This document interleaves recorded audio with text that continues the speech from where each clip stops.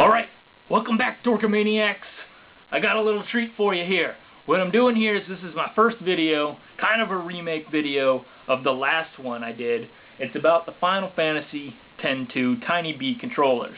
Now, what I'm doing with these, just a little short introduction here, is I'm going to make videos for really expensive crap that you might have been watching on eBay or something, and you wanted to buy it. You thought, oh, my mother gave me allowance and I want to spend $4,000 on that. Is it worth it? This is what I'm going to do. I'm going to spend the money on it. I'm going to tell you whether it's worth it or not. I actually sold my previous Final Fantasy X-2 Tiny B controllers, and for the purposes of this video, and for the fact that I'm totally manly badass, I actually spent $300 and bought a brand new pair of Tiny B controllers, just to show you. Now, if you watched the previous video, you probably know all the ins and outs of these, and you've seen me play with them. It's extremely boring. You can watch it on my old channel. I don't think I uploaded it to my new channel. I don't think I want to, but I'm going to give you a little quick overview of these and tell you what I think about them. Now, basically, when you buy these and you spend your good hard-earned money that your mom gave you, you get a god-awful, ginormous box. I mean, this thing is huge. You could fit a PlayStation 3 or an Xbox. You could probably fit in it yourself, depending on how old you are. It's just massive. I mean, it's pretty nice, I guess, because it's, you know, very decorative, and it's got kind of a metallic thing that you can't see on here. It's like a metallic red. But this might actually almost be a centerpiece of its own. The next thing you move on to is just the gun controllers themselves. Now, you got buttons all over them. I mean, there's buttons everywhere.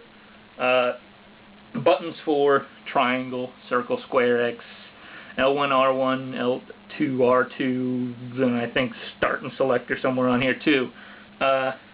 Basically, everything you would get on a regular DualShock 2 controller. They correspond to all the buttons. I can't remember where they are. This wonderful little pamphlet manual deal tells you what everything is. I'm not going to go over it, but there's buttons up here. On the opposite side, there's buttons up there. There's the triggers. There's buttons under the triggers. There's buttons on the bottoms, which I think are actually start and select.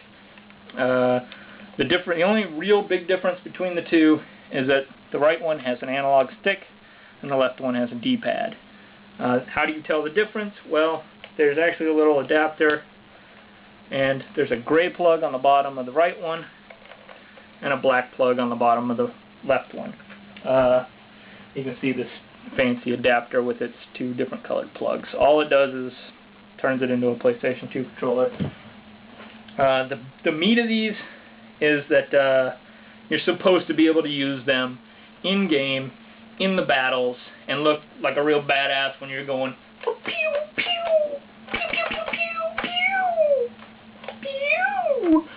But kind of the big problem is that these are probably two of the worst controllers, or one of the worst controller combined in history. Why is that? Well, because the buttons are all over the place and nowhere conveniently stored for you to actually press. Aside from the triggers and the control sticks, you are going to be hard-pressed trying to figure out what's what, because none of them are labeled, they're not color-coded. These were mainly made for display. I mean, they're functional, yeah, woo, but yeah, they're just display items. They're pretty. I mean, they put a lot of detail in these little, like, designs. Everything's really nice. I mean, I'm not going to say that these things were cast out of, you know, somebody's cow feces or something. These actually have, you know, real metal screws in them. The triggers are, I think, aluminum, but they're metal of some sort. I mean, they're not cheap. They're not cheap. They're not light guns either. This is just a hole. I mean, it doesn't care if you're pointing it like this and shooting like that. But yeah, I mean, it's hell. It takes a game that, personally, I think is kind of crap already. I mean, although it looks really manly and badass with all the girly stuff, I mean, all the manly stuff, it's from what I could tell, I don't really care for the game. I'm gonna say it. I'm gonna put that on the table. I don't really care for the game. But if I did, and if I cared about the characters, and if I played Final Fantasy X, the first one, maybe I would care. They're really pretty as they are, whether or not you know anything about the game. I'm sure if you know what you're talking about, these are really cool collector's items. They come with the little display pieces that go on the back. You can't, I mean, I call them display pieces because that's what they are. They cover up the analog sticks and you can't play. On a side note, you get this massive display stand to put your, you know, oversized massive guns on. I mean, they just basically lay on there. It's actually kind of pretty. It's, you know, got a little shiny faceplate here. But probably the biggest problem you're going to find with this little display stand is that there's a coating on it, like everywhere except for this plate. There's a coating on it. It's like a dull, I don't want to say sticky, like a sticky, sort of, coating on here, which is obviously made so that the controllers can stand on here and not fall off and make you look like a jackass in front of your friends when you're trying to show them how cool you are because you own this. The big problem with that is that this sticky residue rubs off really easily, and it becomes like a really shiny sticky tar that sticks to everything.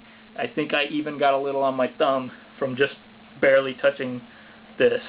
I'm not going to display these because this is brand new. I literally bought this just so I could do the video. And I'm not going to mess it up because I'm selling it right after the video to somebody that might appreciate it. And that's probably going to tell you what I have to say about this. They're pretty display pieces. That's about it. You can, you know, you can look cool, boop, boop, boop, boop, boop, but I mean, functionality-wise, crap. If you're going to go out and you're going to spend $200, $250, $400 if you're checking Amazon on these, don't expect it to enhance your pleasure of gameplay.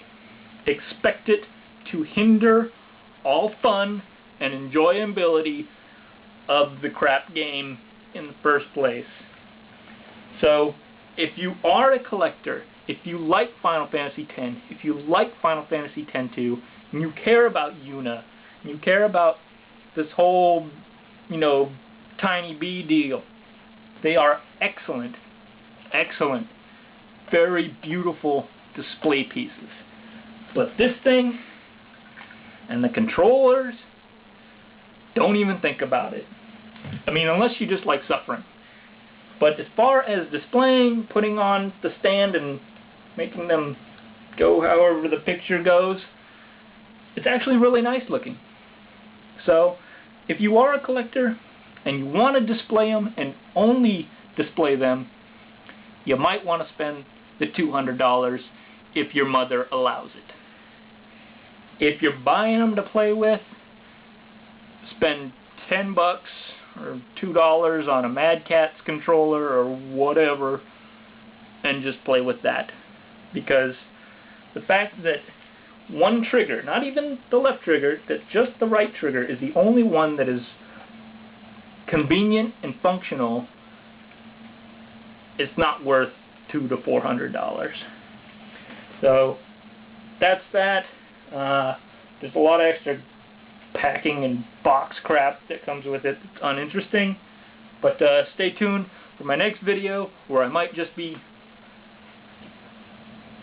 dancing or cheering or something other really manly thing, or maybe I'll be reviewing one of these other god-awful expensive items for you so you don't have to buy it.